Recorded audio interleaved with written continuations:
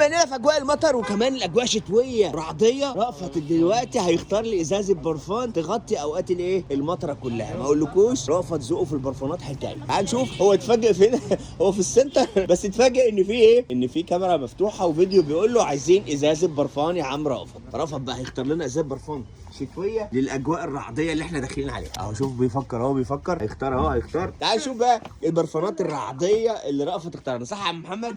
رأفت ذوقه في البرفانات دايما لما تيجوا السنتر شوف رأفت خليه يقترح عليكم نوع برفان مميز. دايما اختياراته في البرفانات معديه، وخصوصا الايام دي ايام الشتاء وايام الايه المطر، فالبرفان هيدفيه اهو. طبعا من شركه امبر، حاجه محترمه قوي حته امبر كده لذيذه. الريحه دي كأنك لابس جاكيت جلد كده، ايه متعتق، حاجه في منتهى الفخامه. وفي يا سيدي على اللذاذه. بصوا هي ايه شكلها كده حاجه الصراحه. ودي اول حته اهو ماشي. بصوا الحته دي يا جماعه ده اول حاجه ماشي. ودي كده قال لي ايه البس جاكيت الجلد واتدفى يا عم احمد ماشي. ده اول برفان اقترحه رأفت. انت شكلك هتقول لي اشتري الثلاثه. انا عارف انا بطلع دايما معاك بعد الفيديو متدبس في ثلاث ازايز 3-4 ماشي. برضه بديل توم فورد بلاك اوركي. بلاك اوبيوم ماشي. هات هنا توم فورد بلاك اوركي صراحه يعني. لا لذيذه يا رأفت. شتوي يعني. بصوا حته كده كمان لذيذه جدا ماشي. ودي بديل عود غاليه، التعريف بتاعت اللطافه برجعها دي فخامه صح؟ يا باشمهندس دي بديل عود.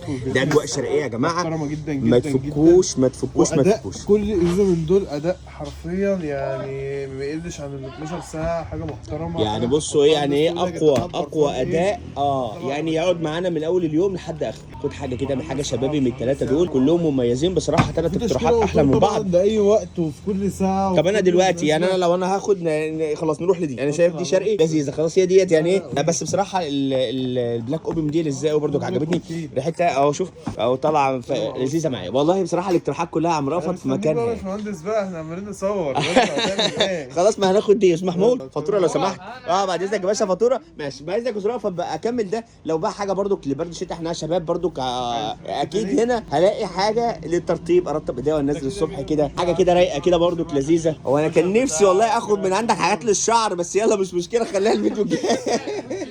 كنت لسه هتقترح على محمود انا عارف طبعا.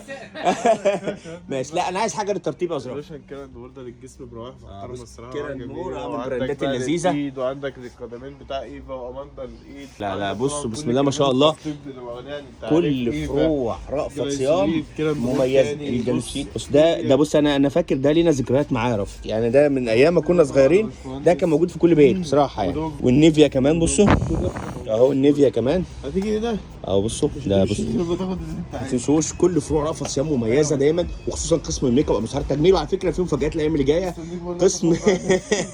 لا ما انا كده انا هاخد حاجه. لا بصراحه لا خلاص هاخد حاجه كيراند مور.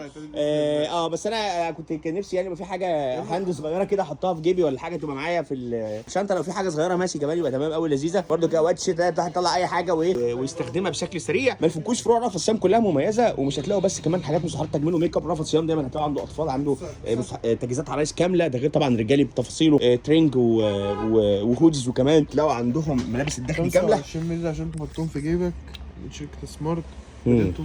بص يتحط في الشنطه دي حلو قوي حاجه لذيذه. طبعا الاسعار بالجمله. انا يعني رأفت صيام جمله يعني مش هندور على حاجه. هنا السعر بالجمله جمله من اول قطعه. والناس اللي شغاله تجار يا جماعه دايما لما تيجوا هنا تنورونا تسالوهم على خصم خاص للتجار. ما يفكوش فروع رأفت صيام. ده فرع السنتر اللي موجود في شارع بورسعيد الرئيسي. وما تنسوش الفرع الرئيسي جوه في سوق الخواجات. غير طبعا فرع المحله الكبرى شارع المعهد الدين تاني اسم ده امام مسجد. حبيبي يا عم رأفت شكرا يا باشا. الفاتوره يا استاذ محمود قبل ما امشي عملتها كمان خلاص يا باشا. الفاتوره هناخد العود مميز جدا في الريحه بتاعته وكمان مميز من اختيار رأفت. شكرا يا رأفت. استنوا فيديوهات اللي جايه لكم بتفاصيل اكتر. ورأفت يدينا اقتراحات من الحاجات الجميله اللي موجوده عندهم في قسم مسحات التجميل.